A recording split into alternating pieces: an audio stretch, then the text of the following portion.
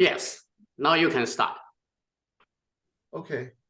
And I presume you can see the title slide there. Yeah, discussion of cybernetics for social sciences. Good. By Scott. Okay. So today we're going to be discussing chapter 5 of Bernard Scott's book, which is entitled On Messages. And the book is available on Amazon and other places. The rough format that we are going to follow will be, we'll do some introductions. Bernard will give a brief summary of his chapter. Raul Espejo will have topics and questions, and then we can discuss those. And then I will have topics and questions, we'll discuss those.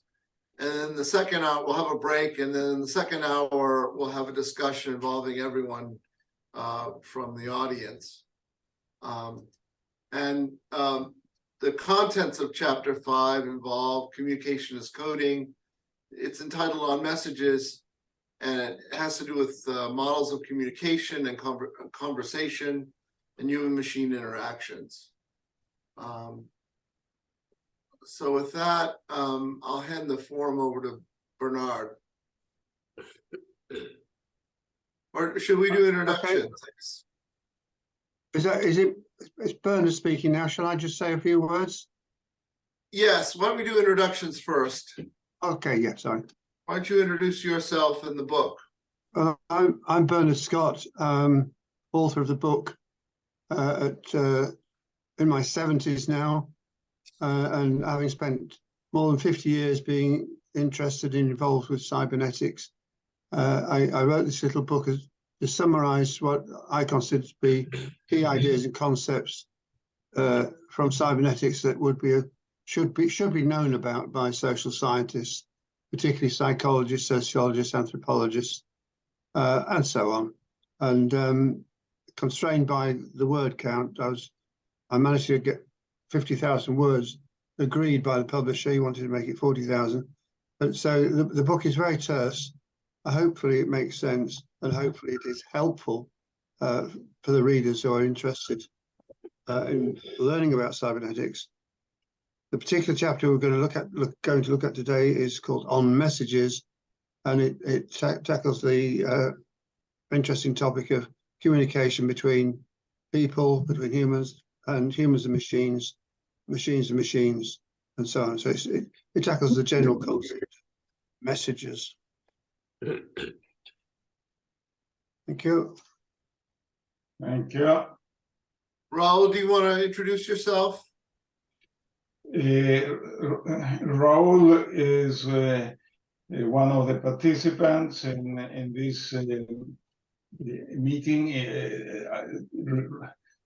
talking about Bernard's book, and in general, my main concern is organizational cybernetics, and that's where I've been contributing through a number of publications, and also working with the World Organization of Systems and Cybernetics. Okay, Peter, who are you? Hey. Hi, I'm Peter Cariani. I'm an auditory neuroscientist and systems neuroscientist, trying to understand how brains work. I have a long history. My doctoral work was actually on adaptation and construction in percept action systems. So the framework for perception and action. And I've come to think about communication from the point of view of cognitive neuroscience, and also from the point of view of cybernetics and systems theory.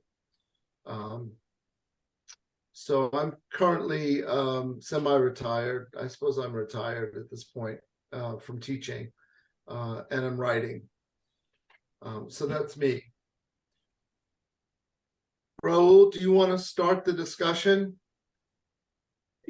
Well, I think Yes, I will say a few words about it. In general, the way I've been seeing conversations, can you see, by the way, my I think I will need to share. Yeah, use the green button, share screen. Yeah, I think I need to share screen, and I'm going to share it. Can you see it? Yes. Yes. Right. I think clearly there is an interesting distinction between messages and information. And one of the points that Bernard makes in his introduction there is more than what a word means. The question is how it is used. And that in itself is one of the key aspects that I want to pay attention to, is the use of the word in implementation, in doing things. And the question is, when is an interaction a conversation? According to Bernard, is it when the recipients construct meanings based on the messages? Or is it when information goes from one point to the other? So one of the key aspects of conversations that I have paid attention to in the past is what I think Bernard knows from earlier in our conversations. Fernando Flores has offered conversations for action and possibilities. And the way in which he offered conversations for actions are when A, which is here standing up, makes a request to B, and A and B negotiate conditions of satisfaction, and B performs directly or indirectly the request, and A declares satisfaction. This is a loop of conversation for action, as proposed by a long time ago. I think was it in 1982. And the interesting aspect from there is that from there you can work out conversations for possibilities, and altogether conversation is seen as a way of making use of the understanding that one person develops from what another person says, and by the implementation of what it happens. I have also used the idea, here is another way in which I will consider conversations.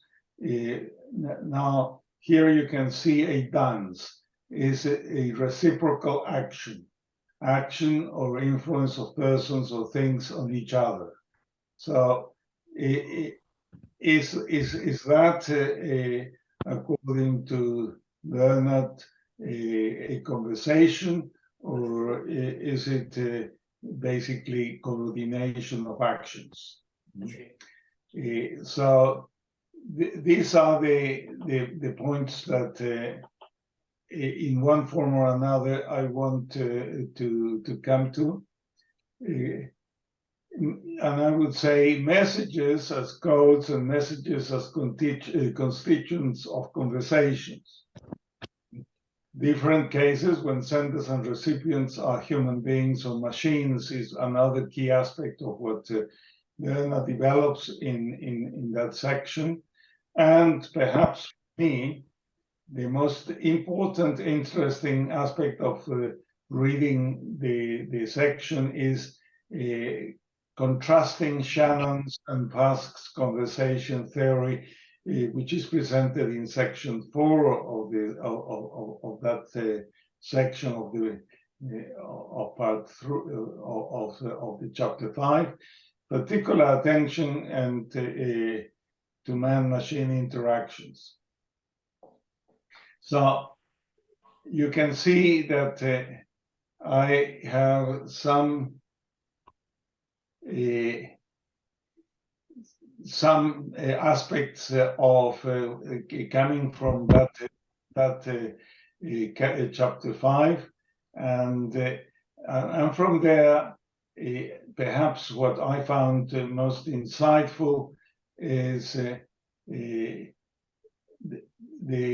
Pask's conversation theory, and from there the implications of the model that he offers, which is in figure 10 of that chapter. Communications as codes is one aspect that requires to what is the purpose of the code, and communications and conversations. There are two aspects that come from that model originated in Pask's work. One is a communication as knowing how, and a communication knowing why. And these two aspects of how and why are the aspects that I would be interested that we explore further as we make progress with this chapter. I don't want to say much more now. Perhaps Peter might wish to continue with some propositions, and from there open up the argument for our conversation.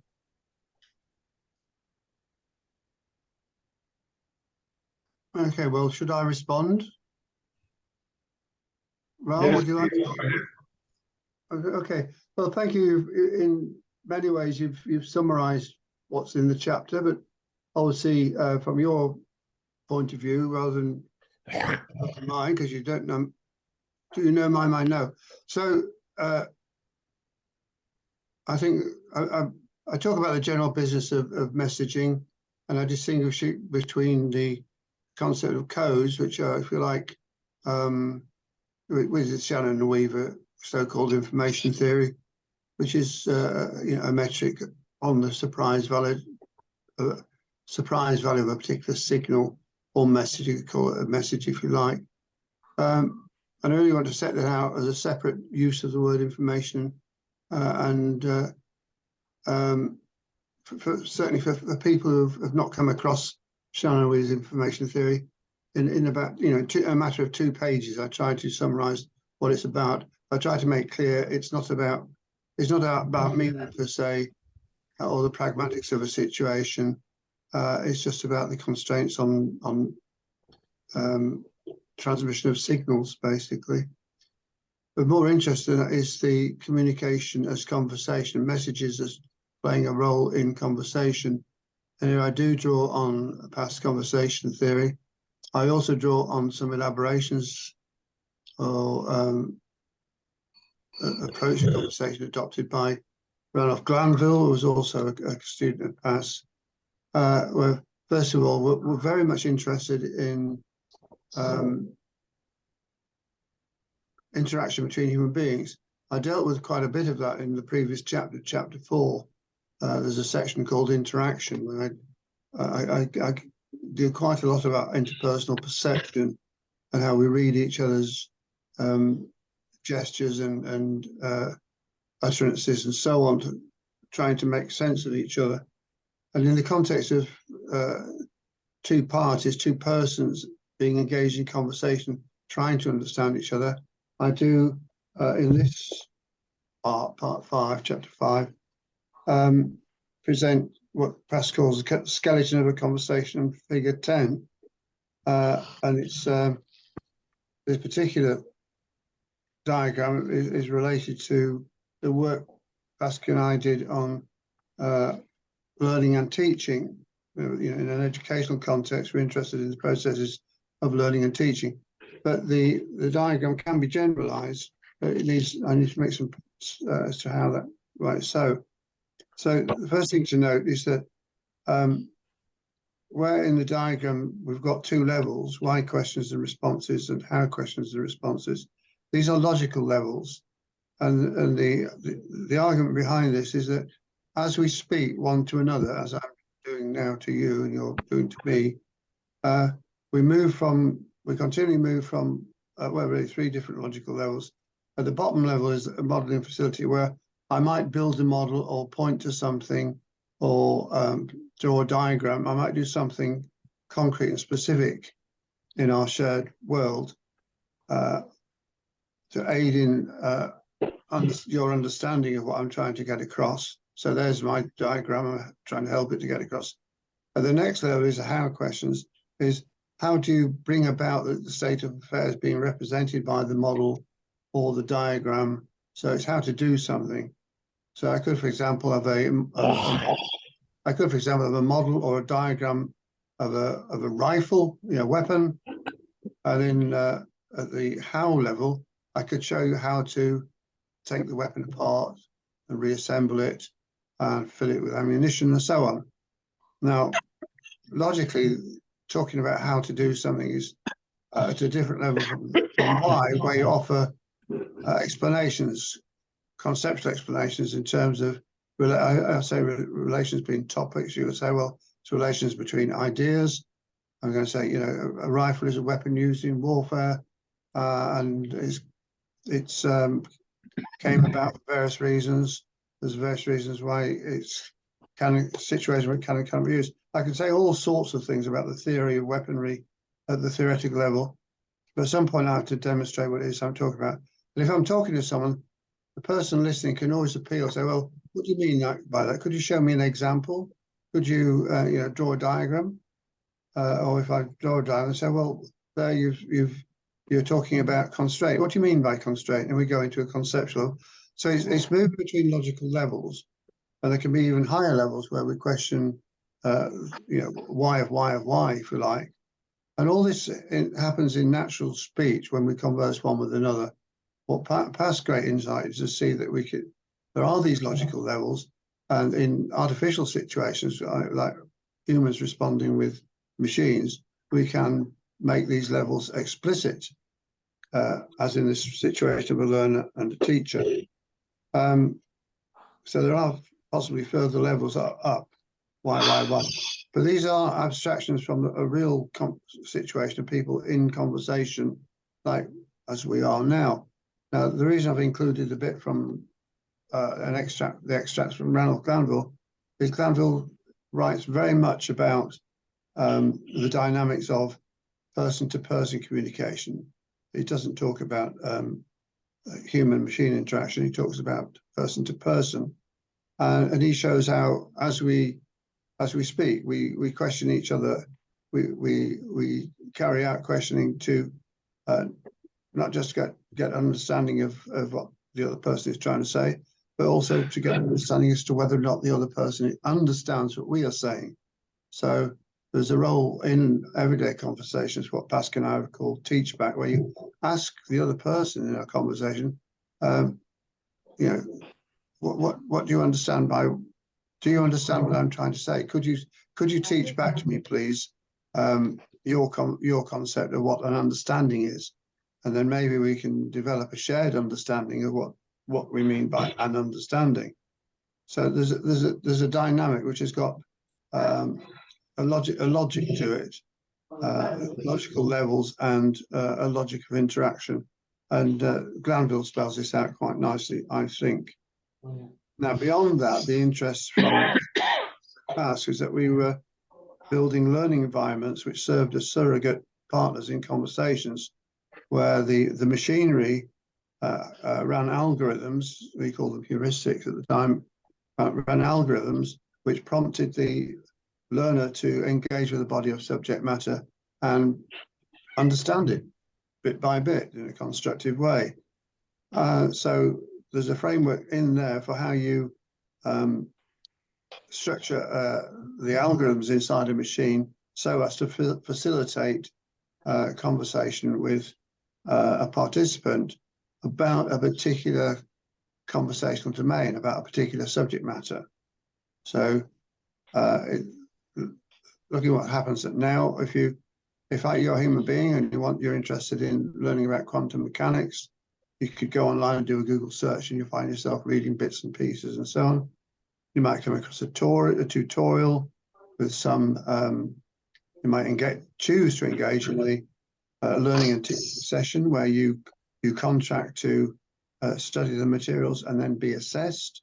So you have a procedures, protocols that you agree to follow in terms of trying to learn, doing your best to learn particular topics, and then being prepared to teach back, to explain in some way, to be assessed, to have your understanding assessed.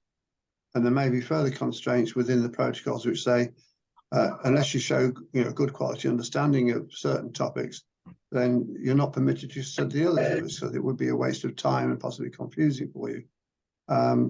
So you can program a machine in terms of its protocols, algorithms, to facilitate effective learning. And from that framework of man-machine interaction, it's possible to generalize to what is now emerging in the world of so-called conversational AI, and the larger world of the assemblage of a global body of human knowledge. I'm happy to stop there. Yeah. Peter, do you want to comment on this? Yes, I mean, that's one of my topics also, and I'll say more about it. But Bernard, it's my impression, so we're jumping from the Shannon Weaver to conversation, where the participants are self-organizing their concepts and usages of words and over the course of that. And we are engaging in a conversation about conversation theory and communication, obviously.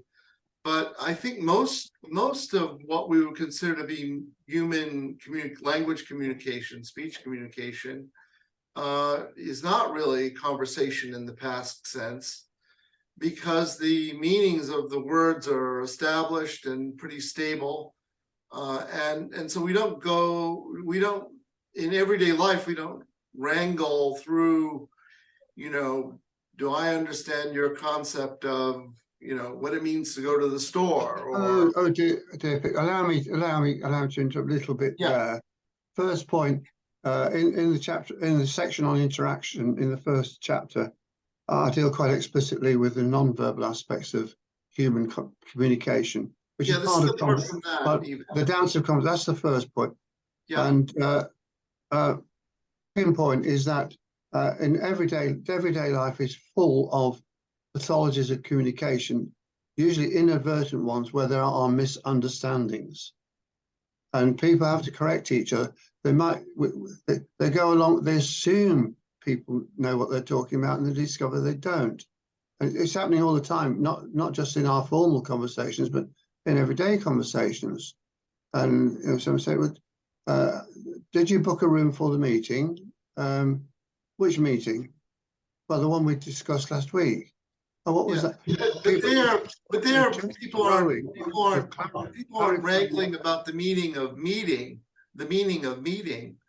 or what it means to book a room. It's sort of understood. There's there's an iterative clarification that can go on in terms of, but that's basically message passing. Well, it's not. It's trying to understand what the other's intentions are in the pragmatic context, and the words might help in the sense that some of them in some contexts are fairly agreed meanings, and that's why we use them. But it doesn't mean that we're not very frequently, often having to correct each other, or we ask for clarifications, we ask for more detail, we set out an alternative point of view. These things happen all the time. Allow me to send you an early paper of mine called Inadvertent Pathologies of Communication in Human Systems. And I point out that I'll send you that paper. And then, maybe we can put that reference in the chat. no, I'll send you the paper. All right. Okay. I'm good. trying to listen and But just give us the citation, just so it's in the in the video record. I'll just see if it's in. I'll see if it's in. It might be mentioned in the book somewhere. Probably is. Okay. Great. It's quite an early one. No, it's not. Only 25. Scott B. 1990s. It's in the references of the book. It's called Inadvertent Pathologies of Communication in Human Systems. Cybernetics 26, volume 6-7, pages 824 to 836. So it's Cybernetics. I'm very happy to send you the preprint, the reprint. And it's worth pointing out there that in the chapter, in the section on interaction in the previous chapter 4, where I really deal with interpersonal interaction, interpersonal perception as like social psychological phenomena, rather than the educational understanding context of sending messages in part 5. I'm drawn very, very heavily on the work of Gregory Bateson, which basically, well, didn't entirely create the pragmatics of human communication, but it was a major contribution to the pragmatics of human communication as studied in the English-speaking world. So, and Gregory has some lovely maxims, I call them. First of which is, one cannot not communicate. So if ever you're in a human social situation, just by being there, you are sending messages, albeit they're being interpreted by somebody, but your very presence is telling the other person things about you. These are all messages. This is Gregory Bateson's very pragmatic understanding. And the second maxim is that one cannot not meta-communicate, that always in the context of your transmitting a message, you are also transmitting other messages which qualify the message that you're sending. So if I say to you, I think you're a brilliant chap, and I do it with a bit of a smile, a wry smile, you might realize that I'm being a bit ironic. But if I say it dead serious, I think you're a brilliant chap, then you realize that the intention, my pragmatic intentions, are somewhat different. So there is a bigger context, and I give a reference there to the book by Václavic. Václavic was a colleague of Gregory Bateson's, who took 12 of, by I think Gregory's own count, 12 of Gregory's major insights and findings and wrote them up in a book before Gregory himself had written them up. And it did cause a certain amount of friction between them as a consequence of that. But it's still a very good book to read as an introduction to the pragmatics of human communication. And it's Václavic, I think it's with a W, isn't it? Yes, Václavic, Bevan and Jackson. Pragmatics of Human Communication, New York, Norton Company, 1967, in the references. And that really is a must read for anybody who's interested in human communication from a cybernetic perspective. Bernard, can I add something there? What I felt your chapter 5 was adding there, that you were talking about conversation and learning, and at the same time, in addition to learning, you were trying to work out more specifically the whys and hows. So you were talking about what you have already mentioned, the horizontal interactions and the vertical ones. So Right, yeah.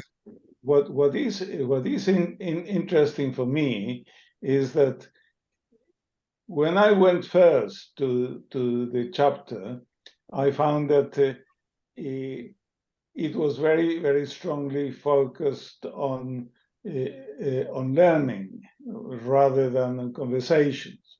So I had to make some kind of effort to understand the connection that you were making between learning and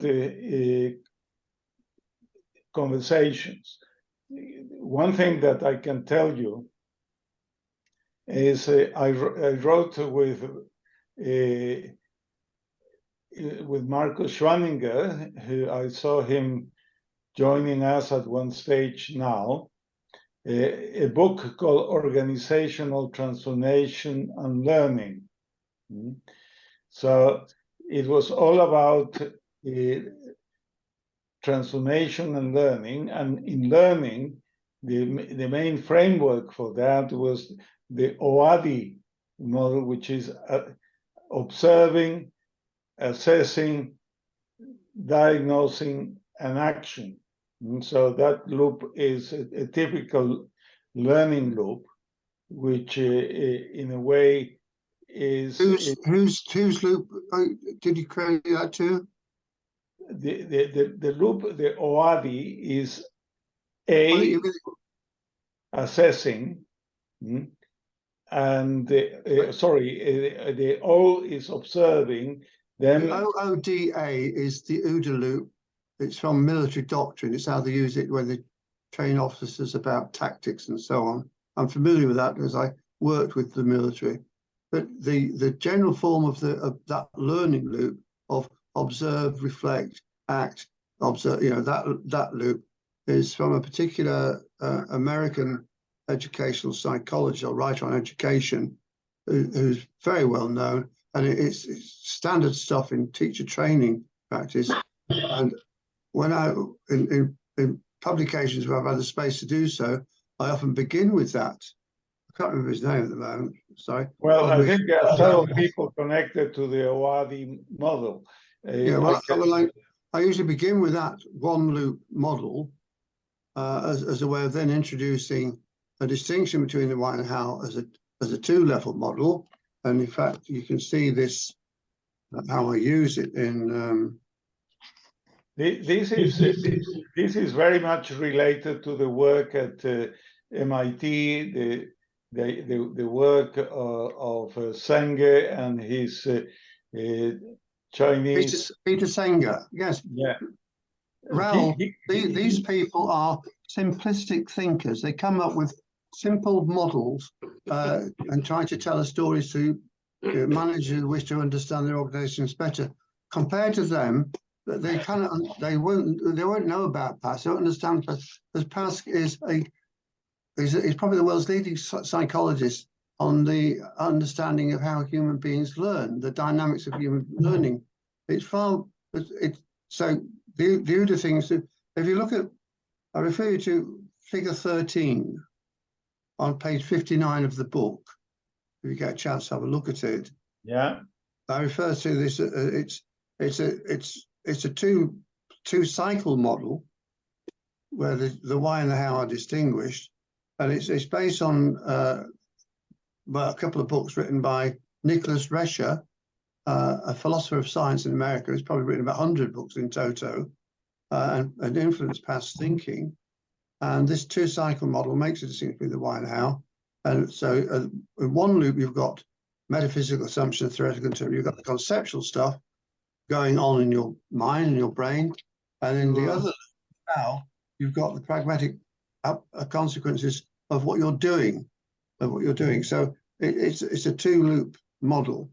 And the way to understand, I then map that when I get the time to do it back onto figure 10, the skeleton of conversation, showing that I put one person with that two-loop model of learning on one side, the teacher, And on the other side, I put the other person, the learner, with the same form of two-loop model of learning, the how and the why. So there's kind of rather deep sophistication underneath this.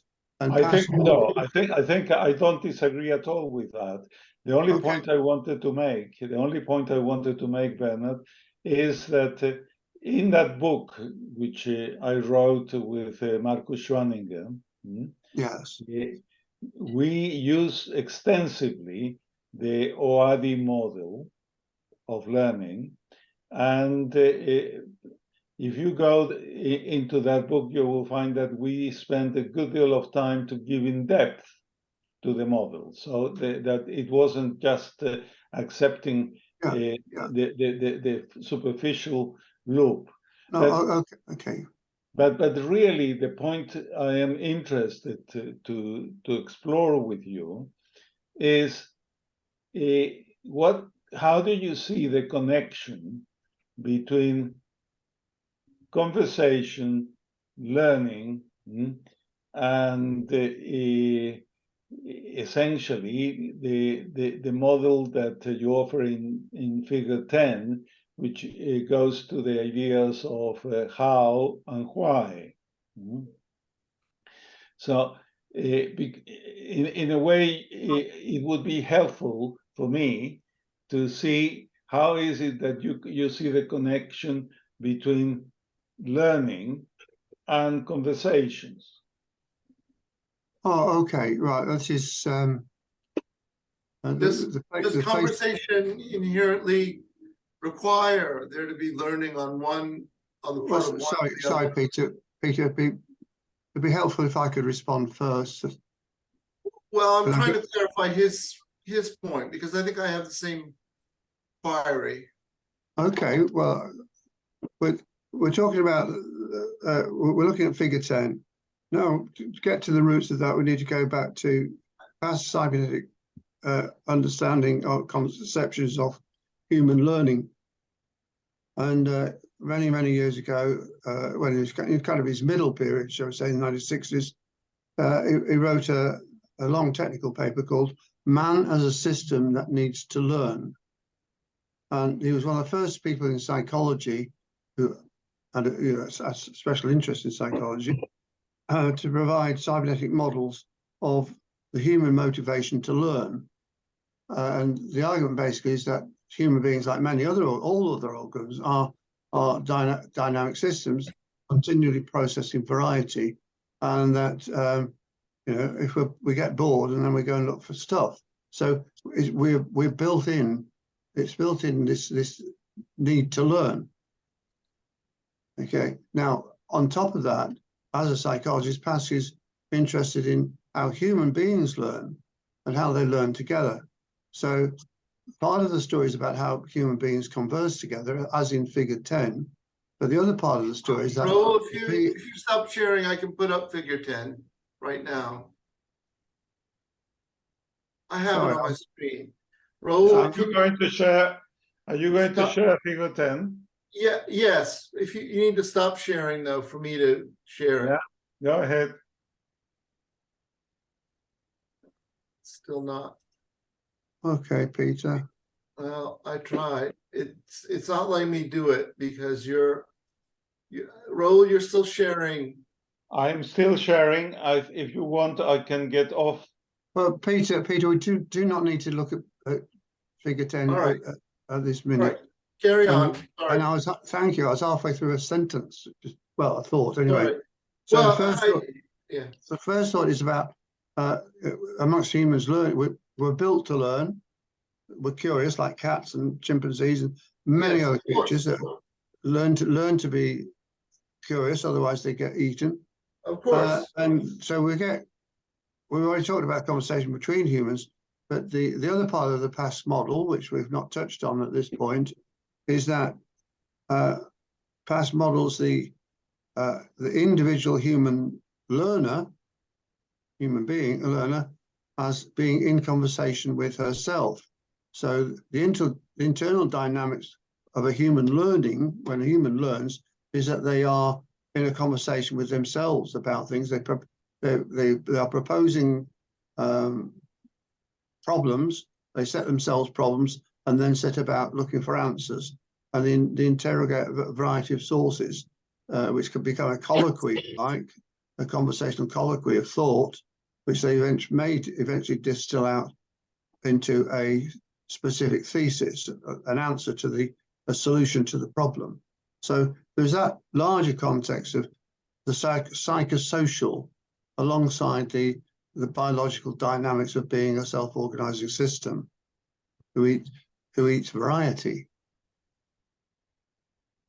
Did that help? I hope so.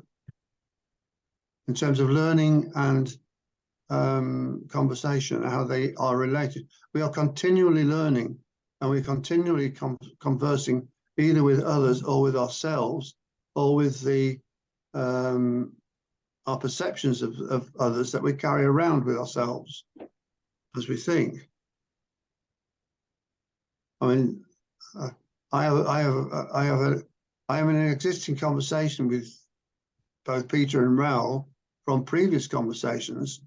In their absence, I can reflect on what we were talking about and what I thought they were talking about, and continue the conversation with them. And then when we meet again, as we're doing now, check my understanding. Am I right to understand that you were cleverly influenced by the work of Rosen, Peter? Yes. You see, I mean, that's me clarifying my understanding of you. I have a perception of you, and sorry, I'm just giving an example of the dynamics of learning and conversation in the round, in the human world. I don't think any of us would disagree that we are learning all the time, and that we are learning animals, and we're constantly readjusting our concept systems. It's just that a lot of what we do doesn't really necessarily involve learning. That a new concept or rearrangement of existing concepts doesn't happen as often as everyday activities. That's all that I would say. So there's a diachronic and a synchronic, picture of things. And learning is the diachronic, but at any one time, you're more or less going with whatever you have in place. Yeah. Okay, Peter. I don't know if have you read the book as a whole? Yes, I've you'll read. You will come across. I'll let you carry on. So I looked over the whole book and read some of the chapters with more detail than others. Okay, because you're now talking about the extent to which, as we learn, as we grow and adapt, evolve, we automate or proceduralize our ways of doing things. We develop habits, so we can do things without much conscious thought. We can do the same thing every morning. I come downstairs, I make a pot of tea. Does that involve learning? Well, it does if I drop something on the floor and I say, oh dear, I really must pay more attention next time. So, but what I'm saying is in chapter 8, I deal in detail about how our behaviors and our ways of thinking, our habits of thinking and doing, knowing and doing, become proceduralized. Yes. And it's a very interesting the only reason why this is a relevant point is because it seems that past definition of conversation inherently requires there to be learning on the part of one or the other participant.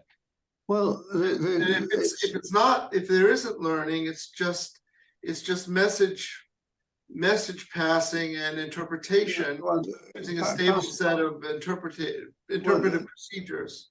Well, Pask does make that. Pask and others make that distinction. He makes it in one of his video talks at the ASC, and I think Herbert Brun makes something similar. But there the distinction is between I can't remember. He refers to communication, whereas I'm talking about coding in a mechanical sense, or conversation, following the usage of Ranulph Glanville in this context.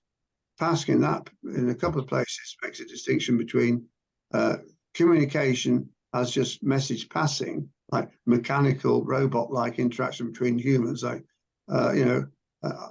buying a ticket and someone gives you a ticket and they say have a good day. It's just a ritual. It's not about learning about each other. It's not personal.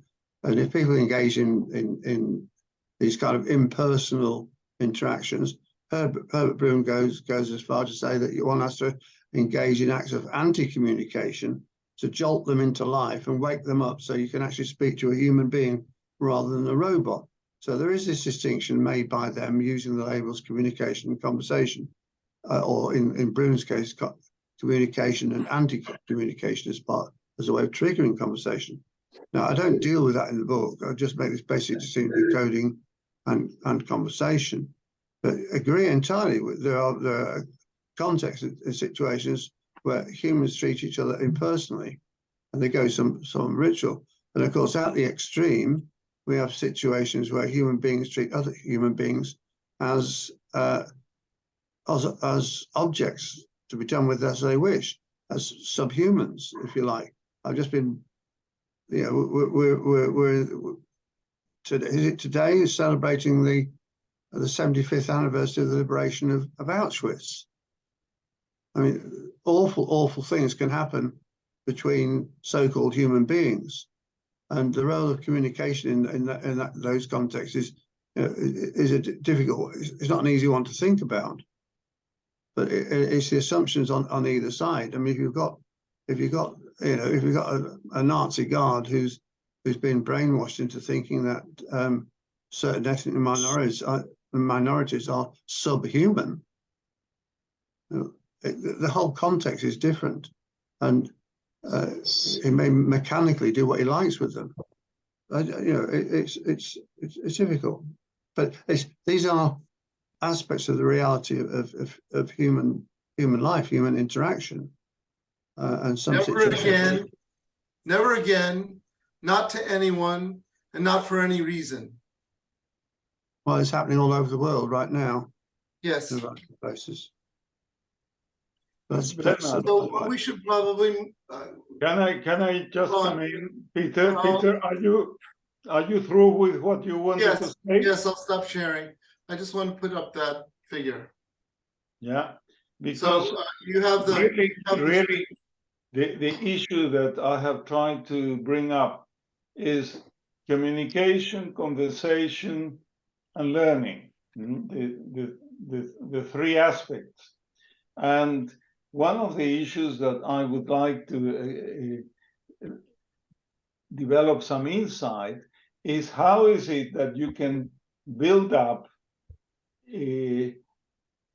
learning and conversations in a way that they go along with the points of figure 10 with why and how, when you have many people involved, so that it's not just one-to-one, but you have many people connected to each other, or possibly connected.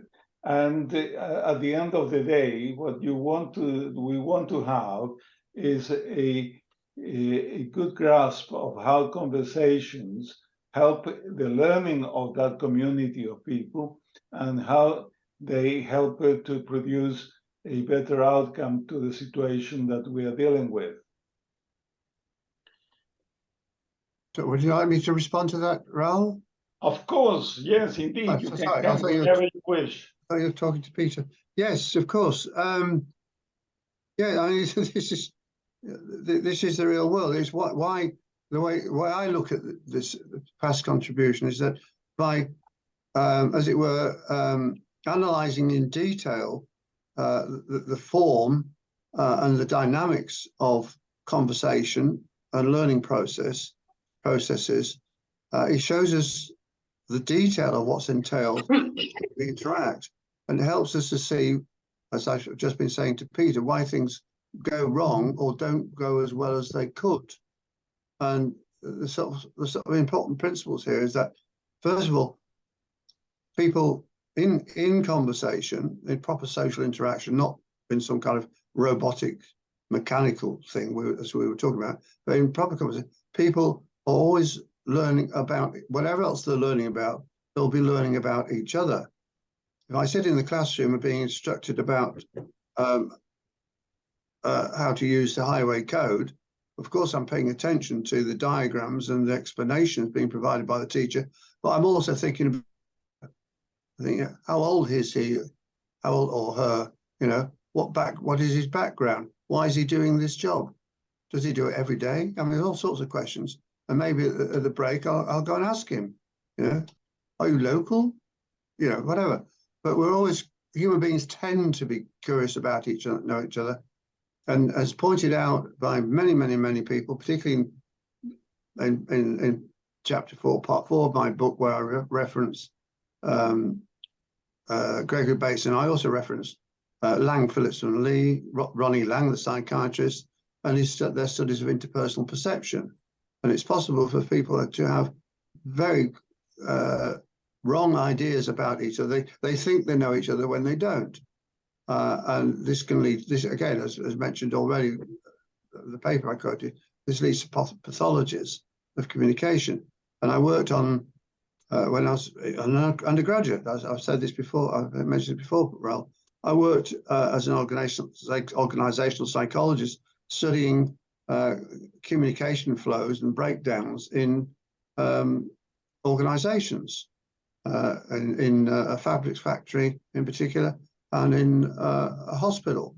And I discovered, you know, through interviewing parties and checking out their understanding of each other's roles and activities, that there were many, many, many misunderstandings where people had got wrong understandings about the other, and were sometimes embedded in kind of almost bitter rivalry or anger and jealousy with each other, because they did not understand the bigger picture in which they were all operating, and what the constraints each had within their particular roles.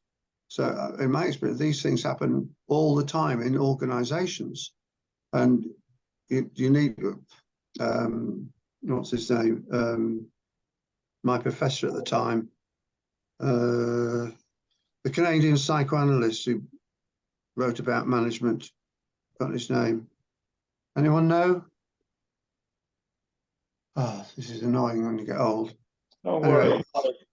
our professor used It will come. It will come. It will come. So Raul, do you have other Sorry, Peter, Well, I'm part way through a sentence with respect to this, the professor. But what he used to say is he called him, he said, it's social analysis. And he says, when you uncover these kind of, so you go into an organization as some external consultant, you become familiar like a cultural anthropologist, social anthropologist, with the mores and the coming and going. You interview the informants, and you begin to see the web of understandings and misunderstandings going on.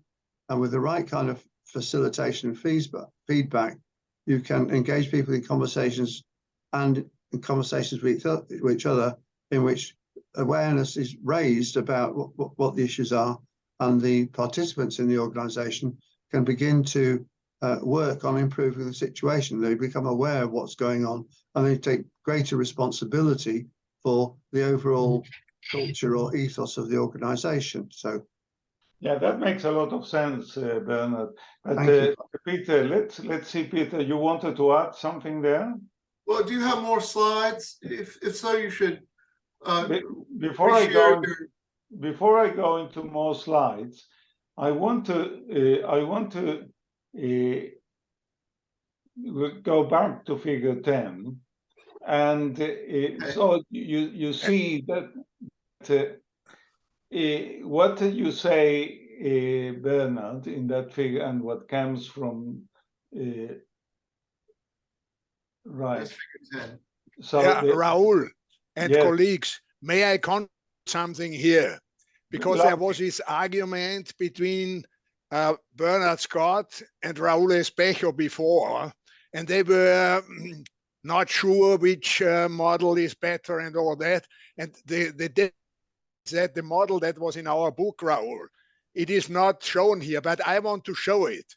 And so if we have figure 10 of Bernard's, a book with a Rescher model, and It then we should have be- the one we are drawing on, we can find something interesting.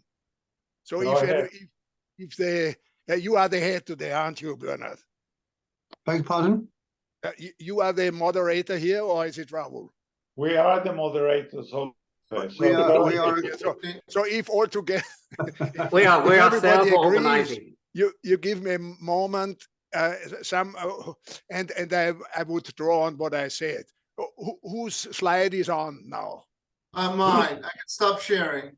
Peter. So Peter, would you not share it? Would you kindly put on figure 10? I did. No, I did. you had It was 13 on. then. That You was- had 10, so we need Oh. 13. 13. Okay, hold on. Yes, that's the one. After Nicholas Rescher, who actually is very recommendable, he wrote a book only with definitions of complexity and discusses them. And he's a wonderful author. Now, Yes. the model we have here, Bernard, as you said, it's a two-level model. So we have two logical levels here, one above, starting from the assumptions, conceptual systems, and so on, which ask the fundamental question, why? And then we have the second level with the models, methods, procedures, and so on, in their relationship with the application and this feedback loop. And then we have, interestingly, we have this correction loop coming from the how, from the lower case to the higher case, correction by coherence. So we have these two logical levels here, why and how, and that's the main merit of this model. It also brings the feedback in a very, in an excellent way. Now, the diagram or the model Raul referred to is something entirely different. It has in common with this first one that there are loops and there are different logical levels, but it's a little bit another thing. So if you permit, I would come up with a scheme. So I would share the, Okay, I'll stop Peter, sharing. if you go out, so I Yeah. come in. Yeah. Now I will bring it piece by piece. And you will see that I'm developing now a scheme that shows the difference and the connection between individual learning and organizational learning, or learning in a group. And that's the way it works. We have in the individual experiences OADI cycle, of which Raul talked. So it's observe, assess, design, and implement this loop. With two aspects. On the left, we have the conceptual, and on the right, the operational dimension. By the way, observe, this goes back to Kim, who is from MIT, and I think he does something rather profound with this work. And we came up with this, we draw on that scheme. We have done some minor changes, or especially some minor complements. So now what derives from the individual experience will flow into individual action. The individual action will lead to reactions from the environment, and these will be observed, and there goes the loop. This is what logically any cybernetician will call first order learning, with the specification that it's individual learning here. Now we have in an organization, we have mental models, we have concepts, frames, routines, and so on, and they are linked. Individual experience leads to mental models, the concept and frame, and so on. And here we have the second order individual learning.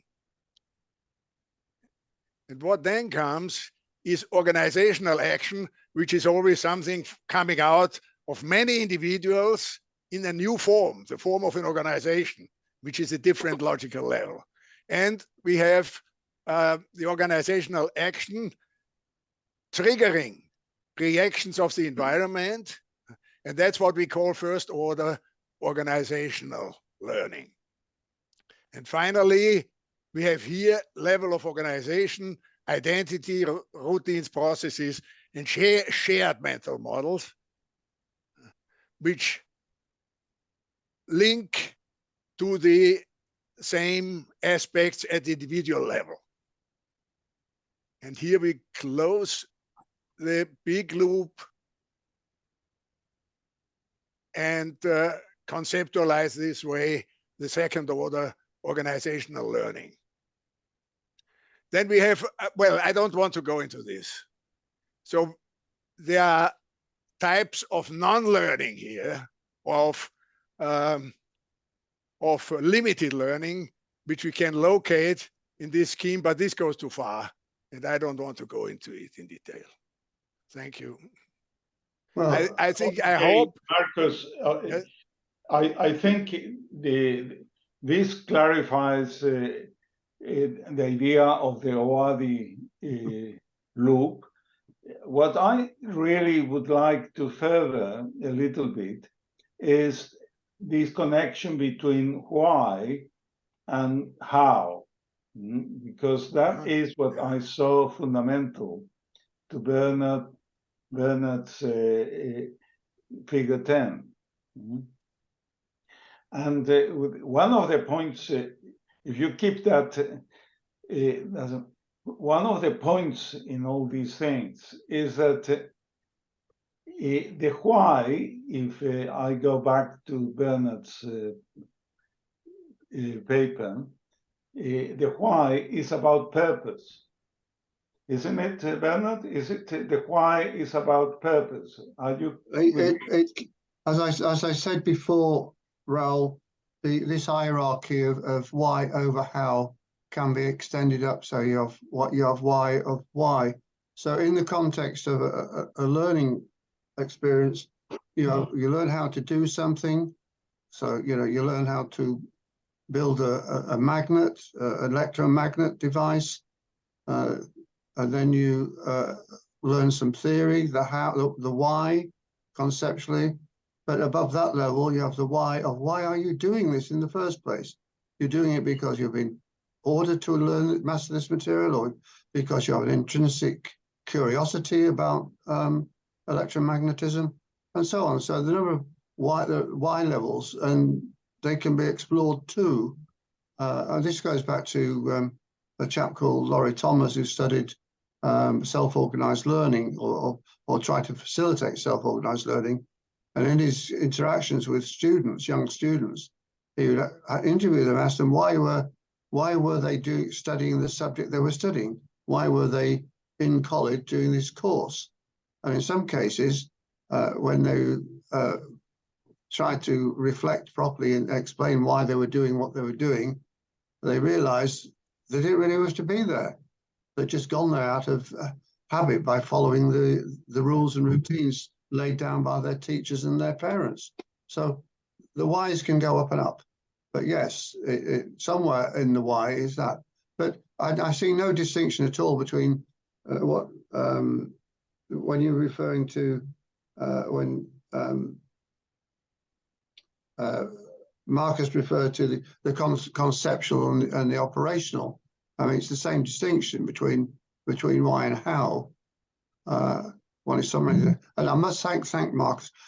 Marcus, that was a beautiful presentation, and I thoroughly understand now how when Raul was talking about the box of individual experience, the concept of operation, he was already saying what I'm saying in Figure 10 and Figure 13.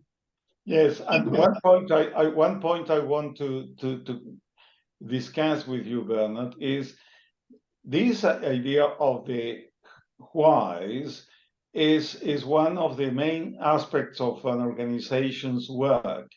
Why do we do whatever we do?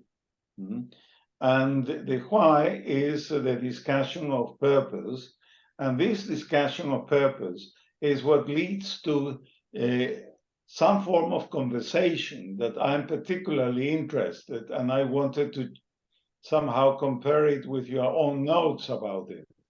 Because the why that is the organizational purpose is triggering conversations between those who are interested in the development of the organization with those who are interested in creating options on opportunities for the organization. So the why is about conversations for possibilities, and the hows, the aspects connected to doing things, is related to conversations to making things happen. So you have, on the one hand, conversations about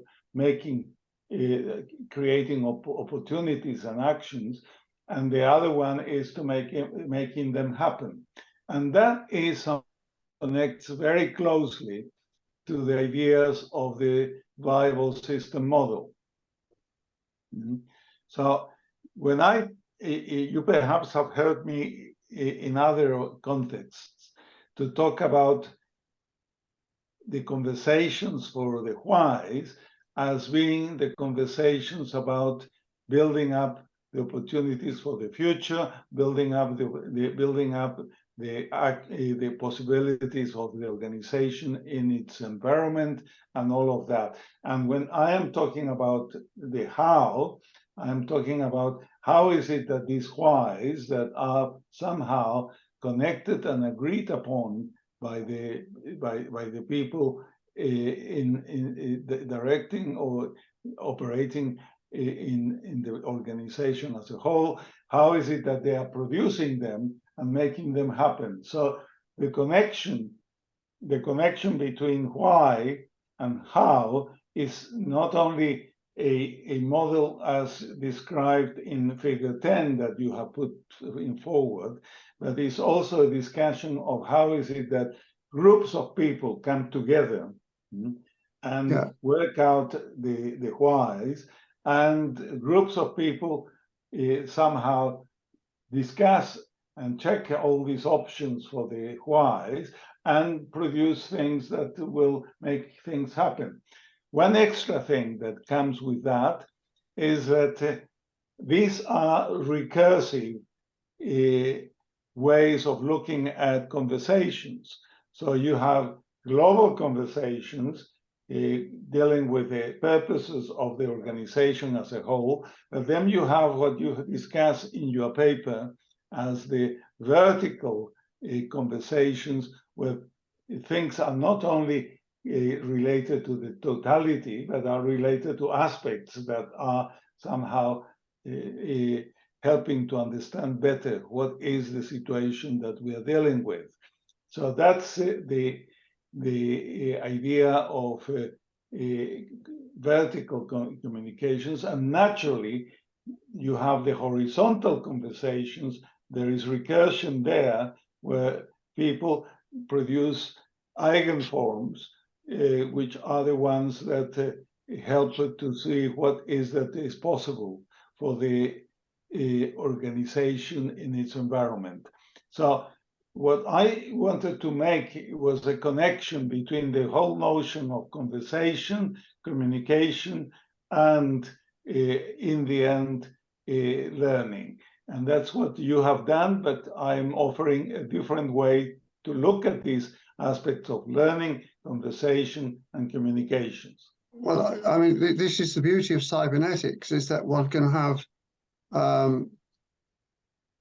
similar models, in some cases isomorphic models, of structures and processes which are applied in different ways by different persons.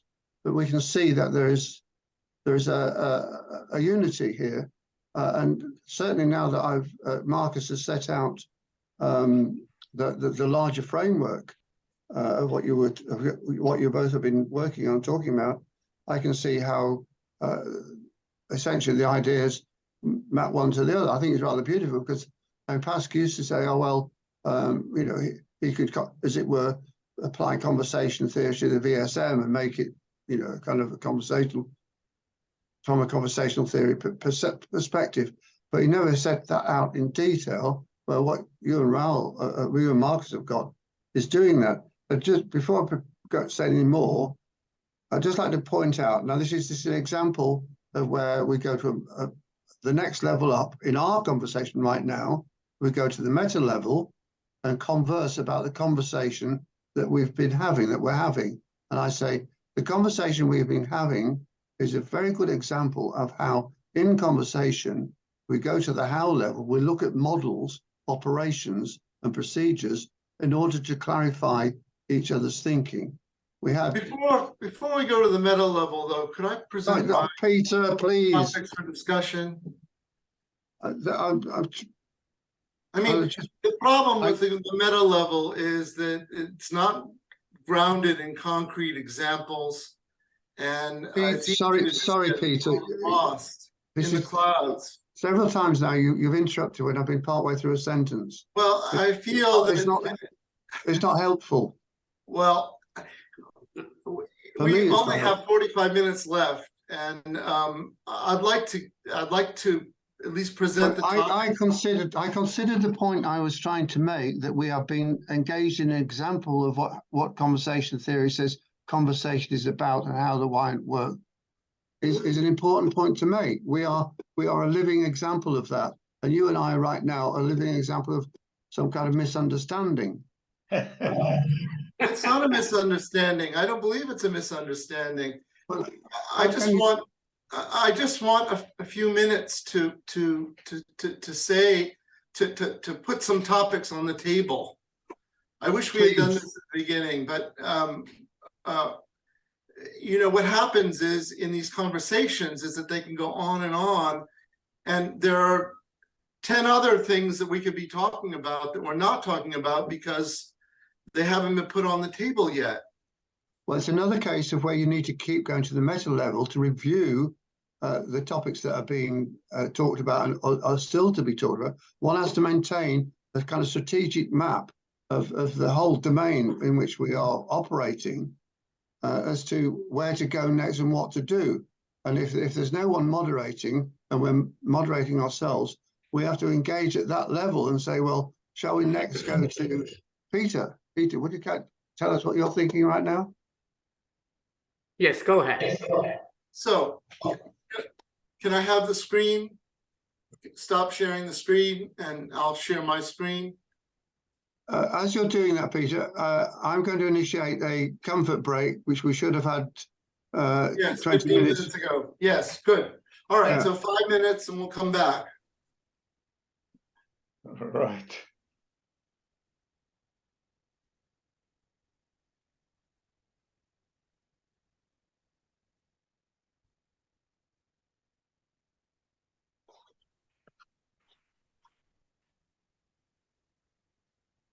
Jason, is there a protocol in terms of moderation and so on, or is the group simply self-moderating as? No, I think the group wants to have a conference. I love to see you guys fighting.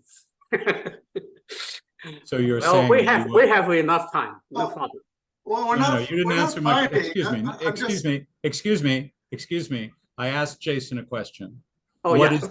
What is the moderation process for Club of Remy? We have Or none. several different formats. Particular to this book discussion, we're kind of self-flowing. Discussants will post questions. Bernard will provide the explanations. So playing by ear, so to speak. So it's rather open-ended. You don't feel that you're a moderator or that you're interposing. No, You're I try allowing... to police as little as possible. Fine. I just wondered what the established idea was. Thank you. Paul, do you have any comment about what you have heard? Or Of any- course, Paul has a lot of comments. you would improve with the process that we have had. Ach so, Daniel. Oh, I think, well, I felt, and Peter would know this, that I felt it was impolite. I think he should have let Bernard continue, because Bernard was carrying into the content of what the session is supposed to be about.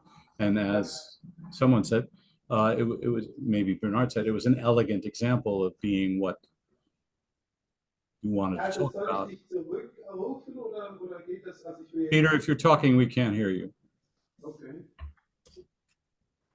Okay, ja, dann erstmal mein herzliches Beileid. Also ich weiß ja noch Peter, überhaupt keine we- Details. Ich Peter, we weiß ja can't nur, hear you. Thomas hat mir gestern geschrieben, dass dein Vater I'm sorry, Jerome is verstorben talking. ist. It's not me. It's Jerome. Sorry. My mistake. I saw you moving. Sorry, Jerome. We didn't hear you very well. Did Jerome intend to be talking about what we're talking about, or was it a side conversation because he's not on mute?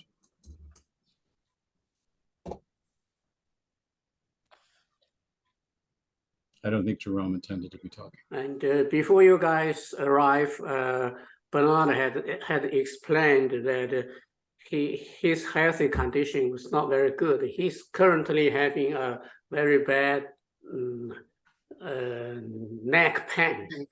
On back of his neck, he's taking painkillers.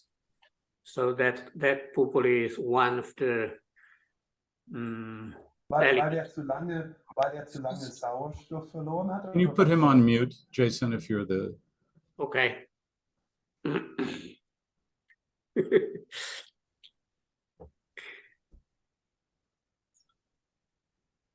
Yeah, sorry to hear that Bernard's not feeling well. All right. Are we going to reconvene in a Here minute? I am, Paul. Hello. Lovely to see you, Paul. Nice to see you. I'm sorry you're not feeling well. And I've just, I'm getting better, trapped nerve. And I'm so pleased to see that Jason is having a good time. That's why we're we here. always show your neck pain. You get rid of your neck pain faster. It's neck and shoulder and head. It's all interrelated. I'm sorry. Last weekend I almost burst into tears with the pain, with the agony. But things are much better now. I've got some painkillers, and I think I'm self-healing as well in various ways. So, but right, okay. What's all that? Is this you, Jason? No, this is Peter sharing. that's Peter, you can Peter. continue. Oh, Peter, sorry. That's Peter. Well, there's not a lot there. We should get through this. These are the topics I wanted to discuss. It's sort of a summary. Should I reconvene? Yeah, Yes. Okay. you carry on if you don't mind. If you don't mind, on occasion for brevity, I may interrupt. Rather All than right. Yes. So the topics I thought about were models of communication, interpretation, and meaning. I'll go through that. I have a handful of slides on that. The meaning of meaning. So meaning is the manifold effects of a message on mental state and subsequent behavior. I have some questions for you about past conversation theory, about where goals fit into that framework and how our message is formulated in past theory. There are some implications for constructivism, whether we regard meaning to be in the heads of individuals or on the level of social interactions, or both. And this is a levels problem. Okay. There's a tension between individual psychological constructivism, a la Piaget, and social constructivism, a la Vygotsky, although that's a simplification. And finally, I'd like to get to the implications of conversation theory for human-machine communication cooperation in the book. I mean, I'd like to hear you talk more about CAS and Thought Sticker. And also what systems based on conversation theory would require of the systems. You know, do they need to be robotic systems? Do they need to have a model of human goals of the people they're talking to? Okay. Do they need to share, you know, common ground in the material world? Okay, Peter, I'm happy to take off from there. If we go to, So- could you go? Sorry, could you go back to your previous Let slide? me present the first. I was just going to deal with it as it is. Just Let me if you leave that. present the first topic first before you respond, because I have particular points. So the chapter begins with Shannon and Weaver model of signal transmission. Yeah. And the thing is that this model is not concerned with meaning. It was explicitly not concerned with meanings or purposes. They were only concerned with reliability of encoded transmission through a noisy channel. Well, This is yes, not a model of communication per se. I believe that's the point I make. That's what. Absolutely. So, but it's a straw man in that I don't even understand why it's in the book, really, because it's not the way that people in the cognitive sciences. Is that a about- question, Peter, you're asking Bernard why it's in the book? Because I think we Well- all know this. We are all completely familiar. Yes, but it's sort of a straw problem- man. The problem is And- people. Sorry, I can't get a word. Bernard, I was trying to give you the Yes, floor. it's not a straw man in the larger context of a world in which there are people who do not know anything about Shannon Weaver. Just they hear the words information theory and they hear bits and transmission of this and transmission of that, and they do not understand that it's just a syntactic model, not a. It doesn't have meaning. It's not addressing meaning.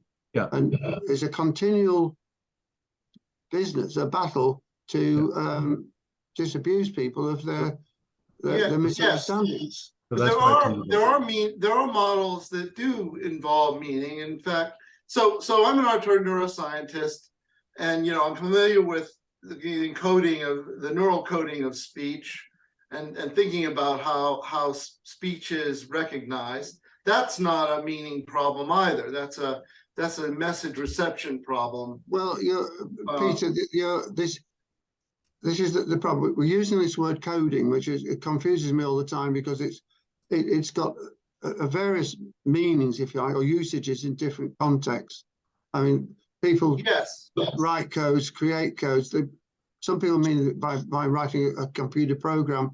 Other people, and as far as I understand it from uses of, for example, Luc Ledersdorf, anything that puts down in a textbook, in a library or a set of journals is knowledge codified. I mean, it's another word. In this, What's transformed into symbols? In the context of your model of signal transmission, yes, it's signal transmission, but the model is an aspect of a human being.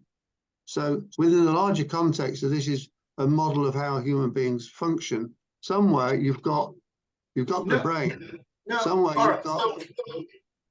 So you know, even the model of the speech chain is limited. It doesn't deal with the formulation of messages or the interpretation of messages.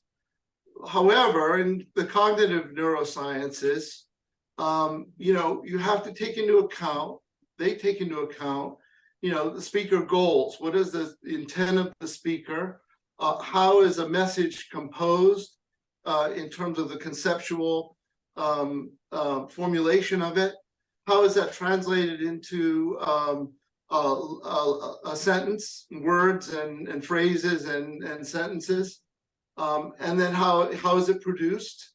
And then on the other side, how do we recognize the acoustic signals that are sent and put them together into phonemes, words, phrases, and sentences?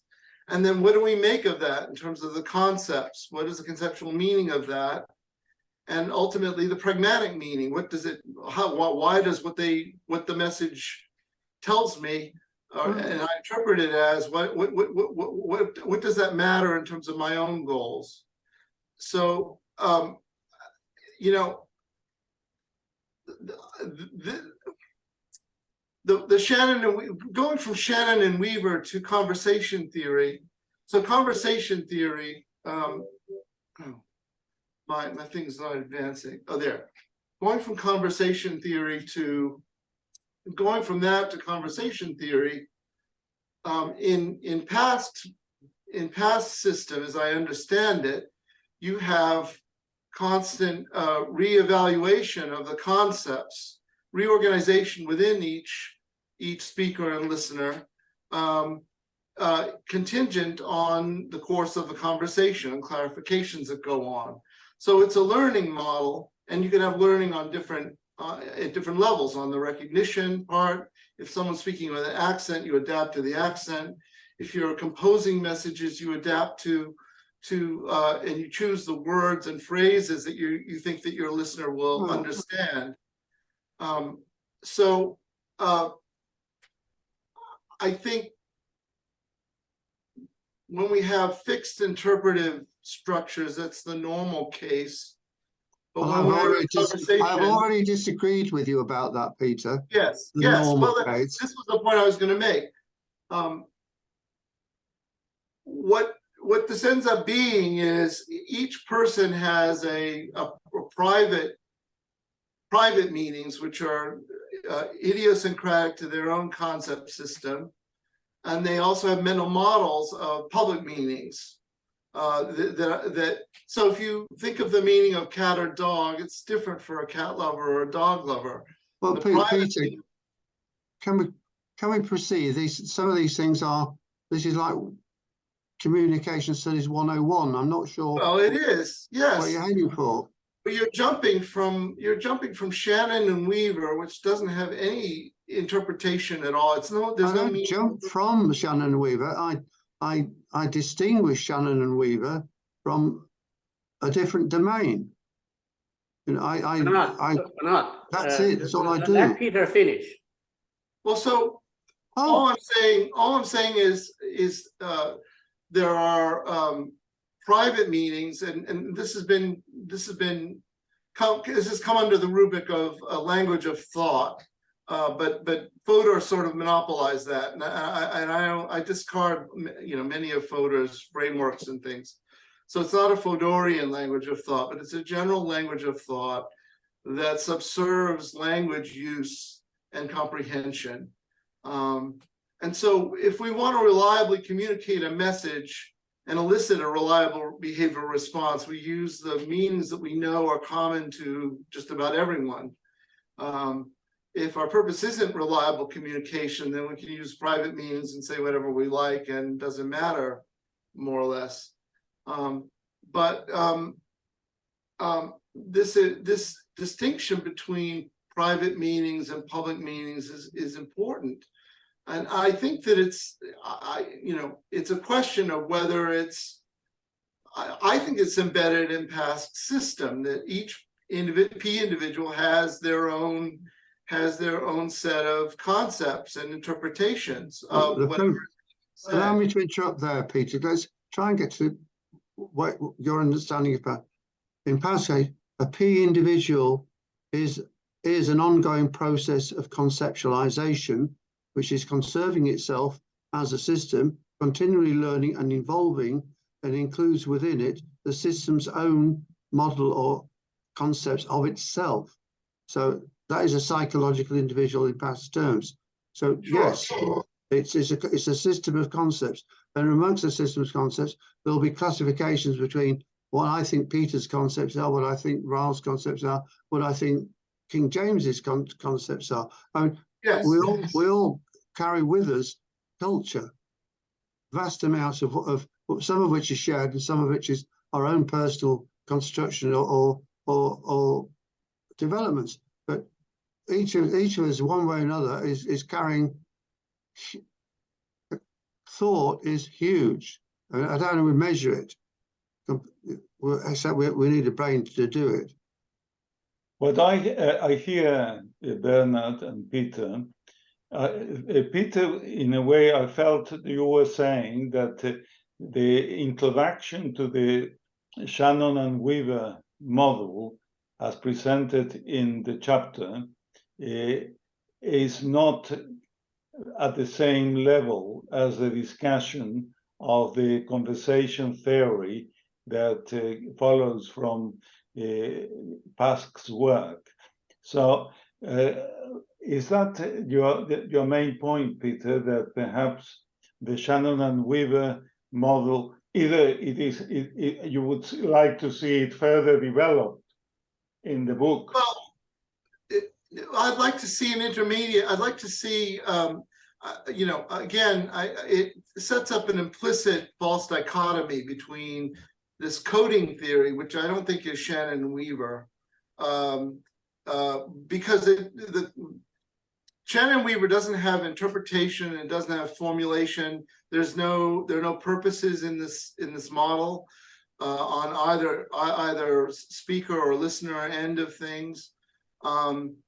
You know, and I agree with the Paskian framework. I think that it's very consistent with cognitive neuroscience in this framework that I'm presenting now. It's just that I've been in discussions and arguments where someone is positing this coding theory and message passing, and they're saying that it's equivalent to Shannon and Weaver. And that's one of the deficiencies of standard, you know, cognitive linguistics, let's say, when it's a straw man. You know, it's not either conversation theory or Shannon and Weaver. There are these other. Raul wants to say something. May I jump in? So you've made the point, Peter, that it's a straw man. Bernard has made the point that it was a rhetorical start to what he wanted to get into, because his experience and my experience, and if you go to the web and you ask about information and communication, you get all the Shannon and Weaver stuff. So rhetorically, in a book, starting from there is, oh, I'm a sociologist. I've seen that. That must be right. And so he uses that as a beginning point. Everything else you're saying, Peter, sounds to me like an argument for his rhetorical process and not about conversation theory. So therefore, if I'm right about that, can we talk about conversation theory? Yes, let's talk about conversation. Let's do that. So fuck this stuff about Shannon. Let's get to it.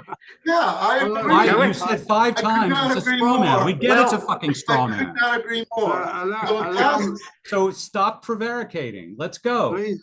Yeah, let's go. Okay. So I think my impression of Pask is that I can never get a word in with Peter for some reason. We've done, you know, we've done, we do the same things over here. Conceptualizations of dynamics of psychological process. I deal with that in more detail in chapter 8. Also in chapter 8, I have a figure, which is my own construction, figure 14. It's called the dynamics of learning and awareness. I don't quite go, you know, I don't put the stages in that you've got, all the detailed stages of the processing of sounds and the construction of intentions and so on and so on. So you've got in the previous slide, you know, with the ear, the 2 ears and the whatever. But yeah, implicitly it's there. I'm not presenting a text on neuropsychology.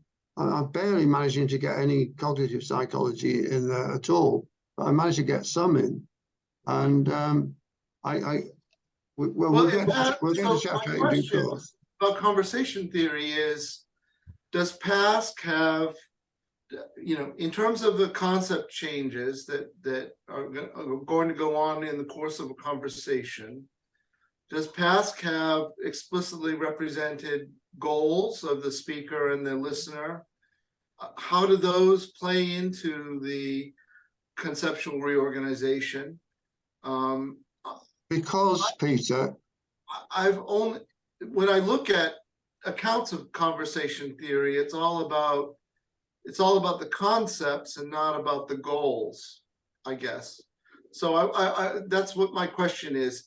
Is it? I imagine it's in there somewhere, but where? Okay, Peter. Well, put it shortly. It's in there from the off with the conception of a psychological individual. Psychological individuals are conceptual systems that learn, conceptualize, set goals, and attempt to achieve them. It's Okay, good. okay. Yeah, Baked into the start. The key place to see the seeds of past thinking in this line is his paper. It's from 1969 when he talks about. I've got to say, I'm tired now. Extending the meaning of goal. I can't remember the full title, but it's one of his most famous articles. It's on Paul's website. Okay, good. So goals are baked into the concepts. Yeah, goal setting is built into his understanding of what P individuals do. We are P individuals embodied in our bodies. We are conceptual systems embodied in our bodies. We are. That's what we are. And yes, of course, we set goals. That's what we do. But what we communicate in a conversation or in normal, not even in a passing conversation, but it's just normal message passing, is that we are trying to realize our mutual goals by cooperation, right? So we're basically not necessarily. Have you never been conned? Yes. Okay. Yes. So people always. There are modes. Go ahead. No, I say deception, lying, deception, and all those kind of things go on amongst human beings all the time. Sure. When there's a mismatch between the goals, you have competition and domination rather than cooperation. Or misunderstanding. And who's modeling those processes to decide what's going on? You know, everyone has secrets. Yes. So before we run out of time, there are just some issues also with constructivism, and I guess maybe we will take this up in chapter 8 is consciousness. Yeah, so I really don't want to go around these. We keep going around these loops of individual constructive and social constructive. In the Pasquian model, you can't have one without the other. Well, you could have both, though. You could have construction of both. Because they go together. It's the psychosocial. It's the psychological individual as constituted in society as a psychosocial unity. So my understanding is past regards P individuals can be either individual cognizers, individual people, or they can be groups of people who are interacting. Peter, all these constructions are observed. I can look at you and say, hello, that's Peter. He's a P individual and he's got his constructions. Yes. Or I can say, oh, look, there's Peter. He's got all his conceptualizations and all his understandings of different theories and whatever, and all the questions going on in his mind. He's a colloquy. He's a conversation. You're not a unitary individual. You are a multitude, to quote Bob Dylan. Or Walt Whitman. I am multitudes. I think it's Walt Whitman. Anyway, I continue. Sorry, I understand originally it was Ovid. Anyway. Ovid. Oh, all right. So even before that. So I want to get to where this might take us. And the rest of the chapter is about implications for human machine communication cooperation. And you talk about cast and thought sticker. And Paul has talked about machine conversation systems, or conversational search. And I think that, I don't understand why conversation theory isn't being actively pursued by Google and Amazon and all of the other, companies that are trying to make, human machine conversation. I think what we want is a concierge or librarian model of conversational access, where through dialogue, the machine tries to figure out what you want, provide you with the means to find out what you need to know to get what you want. Okay, Peter, shall I we mean, respond? So your obviously, machine is going to figure things out. That's good of it. yeah. So I mean, you know, obviously, It can only figure things out with respect to what it's been programmed to figure out. well, it could engage in a dialogue like a concierge or a librarian would, in terms of sharpening up their model of what it is that you're after. If you go into a library and you ask the Okay, librarian, well, what sort of model is it that we're talking about? Let me go backwards and start with a distinction here. We've got the conversational bots, the AI bots at the moment, are using all this massive amount of data to accumulate on purely sort of data-driven grounds, connections between what amount to being corpuses of words, sentences, and so on. Whole vast amount of stuff, and it takes in whatever you ask it a question and it responds to that. Now there is currently a discussion about knowledge mapping. What role is played by knowledge mapping in creating the data models and structures of these conversational bots? And it's pointed out that one can, as it were, pre-program them with vast amounts of existing knowledge.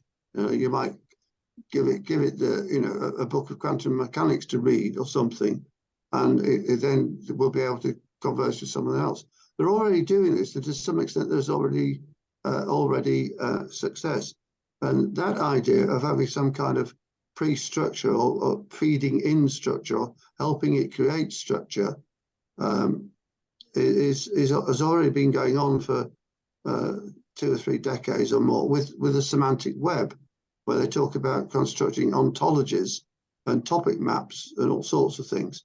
Now, yes, one simple answer as to where the Scott and Calicordi's approach to knowledge representation differs from most of what's going on out there, if not all that's going out there, is that in the knowledge and task analysis methodology of Pascal, Scott and Calicordi's, there's a distinction made between the conceptual knowledge, which you use a topic map or knowledge map to represent the links between concepts, if you like, and the operational level, where the concepts are defined or modeled or operationalized, where you can check down to the level of a scientific experiment what is meant by, or an operational definition, what is meant by length. Length is what you get when you stick a ruler next to something to count the divisions. So, but the other work on ontologies and knowledge maps don't make that distinction. They don't have a grounding for their concepts. It's known as a symbol grounding problem, but it's back to Peirce and pragmaticism, that what the meaning of any concept you have at the end of the day is what it allows you to do. It's pragmatic. Meaning ends up, in Peirce's hands, meaning is entirely about the use that is made of things and how they work. So that's a huge contribution from past conversation theory, the concept of a conversational domain. Now, the other big contributions from conversation theory are, first of all, with CAST, you have a way of, if you've provided your artificial intelligence with a conversational domain mapped as concept maps and operational structures, that we call them entailment structures and task structures.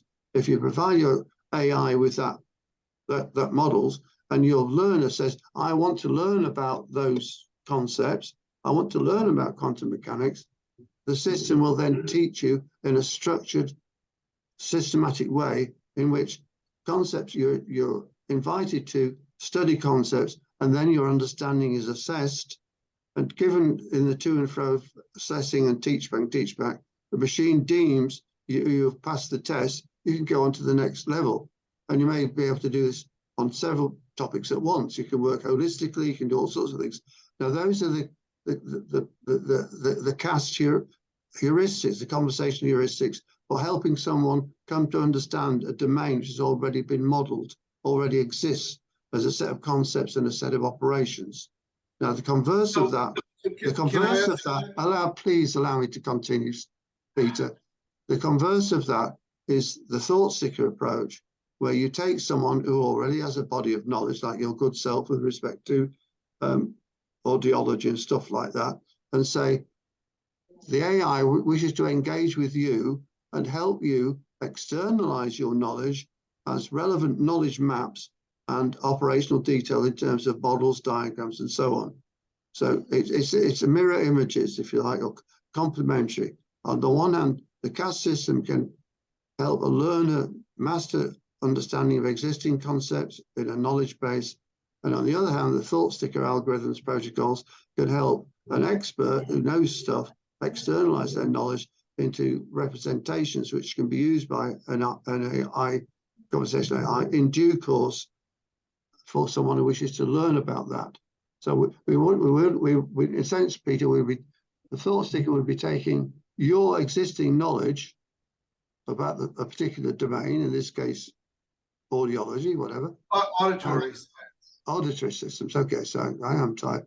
And creating that as a knowledge map with operational definitions and modeling facilities in which to show that you understand, or to have you demonstrated things, a laboratory in which to work, if you like, all that, and then make it available to someone else. So we wouldn't need, after that, we could get rid of you. We wouldn't need you anymore, because your relevant knowledge would have been captured and stored in an AI for future reference. You could retire. Mm. Well, they'd probably get rid of the faculties of most. Well, they certainly will. I don't know. They certainly should do. They should do. I think Bernard, can I just try to continue with the argument here? We are talking about human-machine communications, human-machine conversations. Can you somehow explain to us what is the difference between a human-human conversation and a human-machine conversation? Can you explain to us how is it that what adds to our human-human communications the fact that we have two people with their own purposes and their own whys and hows into the process of exchanging views which are relevant to a situation? Yes.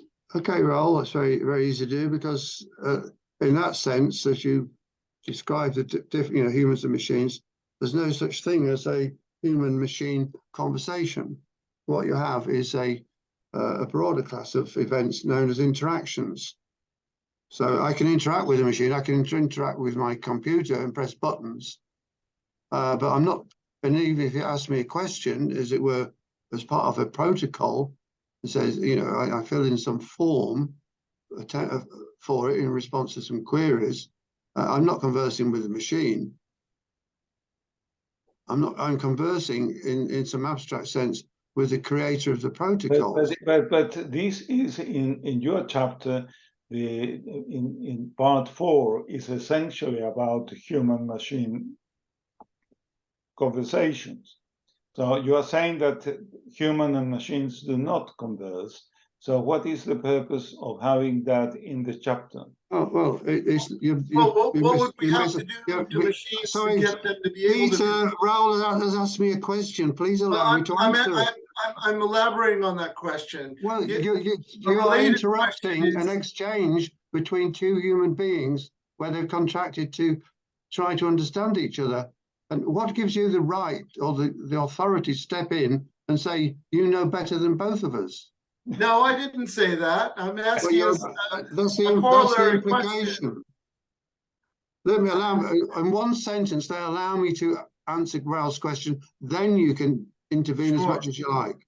Sure. First of all, Raul, the way Pask understands his machines, like Cast and Thought Sticker, is that they are surrogates for conversation. They're a suite of heuristics or algorithms or processes which emulate, act as surrogate for a conversation. But the machine, it's not the machine conversing, it's the human being in interaction with a system which is surrogate for or simulating the role of a conversational participant. So the machine, Bernard, the machine is somehow mediating, amplifying, attenuating the interaction of the human being. No. You're using the word machine, Raul. It's useful to make a distinction between the processor, the machine, the computer, and the processes, the programs that are being run in the machine. So there's a computer. Someone comes along and sticks in a lot of programs which perform the role of a conversational participant within certain constraints, obviously, because we're not dealing with a human. The processor isn't as similar state as a human brain, but it's playing the role. And if the learner or the human being is happy for the machine to be playing that role, then the conversation goes on. But it's still the machine. The software is acting as a surrogate. Do you understand the word surrogate? Yes, indeed. Okay, as an alternative, as a replacement for within, and it's up to the learner to agree to it. So even in the trivial case where it says, I get these messages coming from the machine saying, will you accept all the cookies? Now, I interpret that as a question in a conversation with the owner of a website. And I respond by saying, yes or no. So there is the form of a conversation, and the machine with the software has presented to me the form of a conversation, and I've accepted that as a surrogate of a real person and responded. And so in a sense, I'm conversing with the software, if you like, but I'm not conversing with the machine. I'm interacting with the machine in a sense of pressing buttons and clicking keys on a keyboard. Yeah.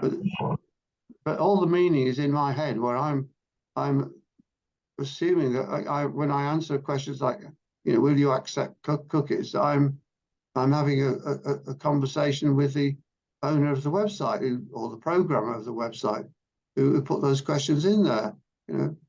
What is your favorite motor car? These are all questions that could be asked, and we can use these software question and answer systems to help facilitate the understanding of conversational domains of subject matters, and also help elicit from subject matter experts their domain of knowledge in forms that can be accessed by other people.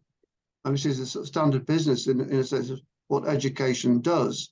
It tries to facilitate people learning stuff, and it tries to facilitate people in their attempt to teach stuff. But the machines are facilitators. Or the machinery is facilitating. Peter, is there anything you wanted to add to the argument there? Well, so I don't think a website asking if you want to accept cookies is a conversation in the Paskian sense. There's no reorganization of my concept system about Peter. I fished that out of the air just as a quick example. Well, so it's not let me just finish. It's not an iterative process. I can't say, well, what do you mean by cookies? what would we need? So my question is, what would we need to do to our machines, our artificial devices, in order to make them capable of an ongoing conversation in which they come to understand us and we come to understand them? I don't think it's even on the horizon, but I'm pretty out of the loop in that way. But I don't think that will be possible unless there is a whole new generation of processors available. The modern machinery we've got can't do that. All right. So what does the machinery need to have in it that would enable it to do that? That's the question. It needs to be self-organizing. Yes. It needs to have engaged in. It needs to have interacted with equivalent to a social setting. You need to grow it and develop it as you might a child, and provide that self-organizing system with the relevant experiences. You would basically, yes. and things like this are now. Go ahead. Sorry. So I mean, things like this are now happening where people are experimenting with what I refer to as mini brains. They're being used for. These are biological structures that have been created or grown in the laboratory and are being both used for medicinal purposes to try things out and explore aspects, but they're also beginning to be thought of as systems that can learn in their own right, that they become, in some sense, autonomous learners. And that this is what happens in the film 2001. At one point, HAL, the computer, reverts to its childhood when it was first grown. It ain't a digital computer, HAL. It's some other generation of artificial computer, which is grown and built and developed like a biological organism. Yes. But I would say, though, in order to have a conversation, there has to be some sort of shared common ground, some sort of shared attentional focus. And currently, all of our machine systems, including the chatbots, are only based on word co-occurrences, and they lift phrases, but there's no grounding in action in the material world. They don't have goals like ours. They don't have needs or wants. And much of the meanings that we share have to do with our common structure as animals that have goals and needs and a common and perceived environment. Well, yeah, I mean, in the context of what you've been talking about possibly more biological-like computers or processors, then the need would be that, as it is in any self-organized system, a need to learn. Yes, they need to learn, but they also need to be situated and embodied. It might also have built into it a need to repair itself, or to reproduce itself. Well, or to go and get some food, or equivalent, to keep its batteries charged. Yeah. All these things could be part of, robotics. Yes.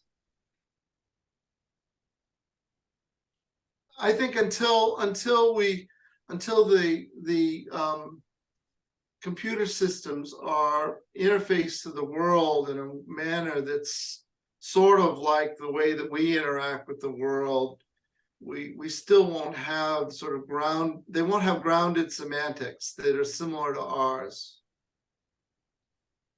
And unless the semantics are at least somewhat similar, communication is very difficult.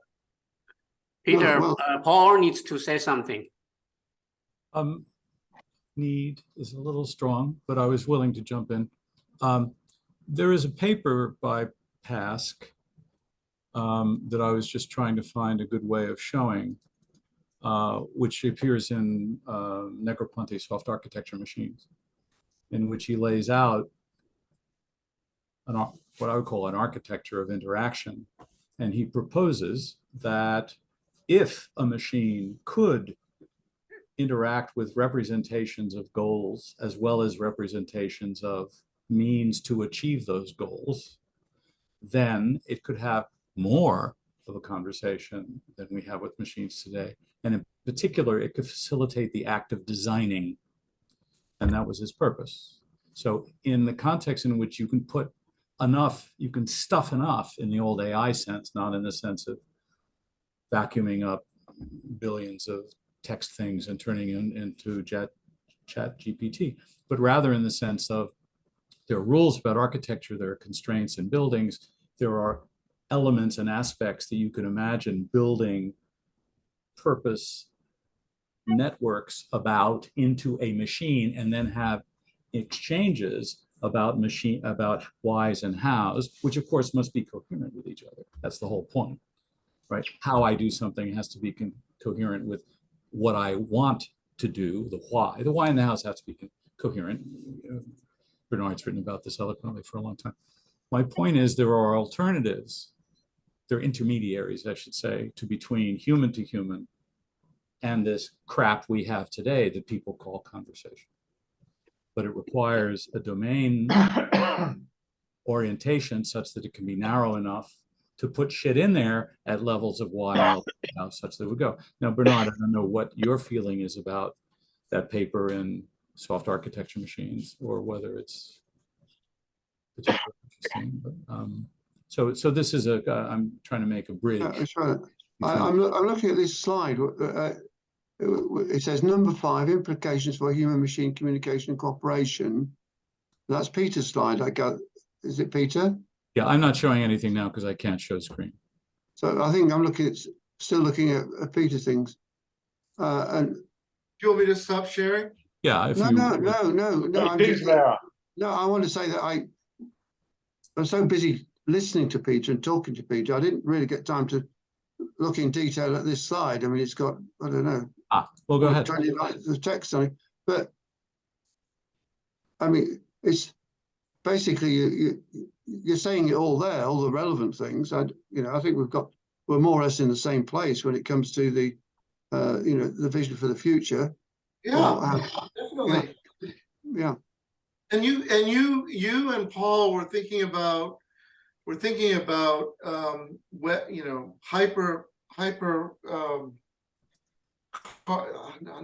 hyperlinks and webs back in the 70s and 80s, and interactive conversational systems and machines decades ago, 40 years ago. So I just want to express how impressed I am with that. You guys were thinking about this stuff way ahead of where we are now, and in many ways, I think the ideas that you and Paul and Gordon were working on still have yet to be realized. No question. And when they are realized, we are going to have much more convivial and powerful artificial companions that will help us in ways that they cannot right now. No question.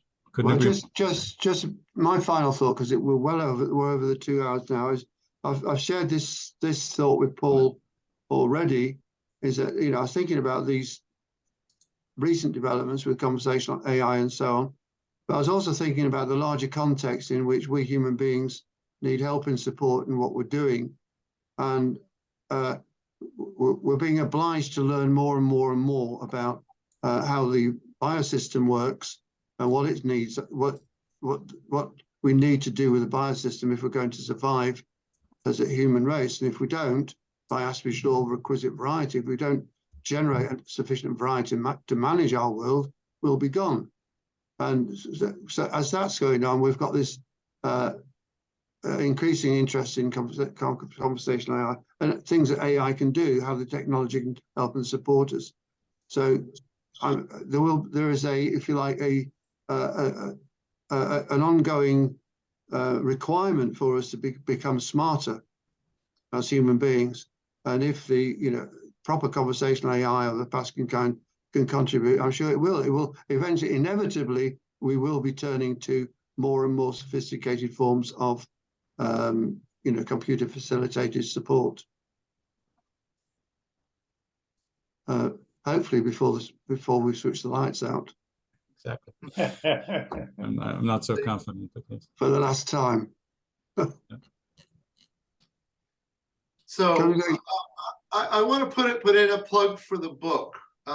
Everyone go out and buy the book. It's really we're quibbling here about particular issues in the book, but it's an amazingly rich set of ideas, and it's presented in a compact form. I wish the publishers had allowed Bernard more space to expand on many of these topics, but at least it's an entry point and a guide to cybernetic ideas that are relevant to the social sciences. So I want to recommend the book to everyone. I think I agree very much with Peter's views there, and clearly it's a too short a book, which would require to have far more developments in certain aspects, but altogether it offers a very powerful view about conversations in the very, now I'm focusing on the chapter 5, focus on conversations and focus on ways of increasing participation of parts of people, and make possible through the website and other technologies, make possible the conversations in a wide sense.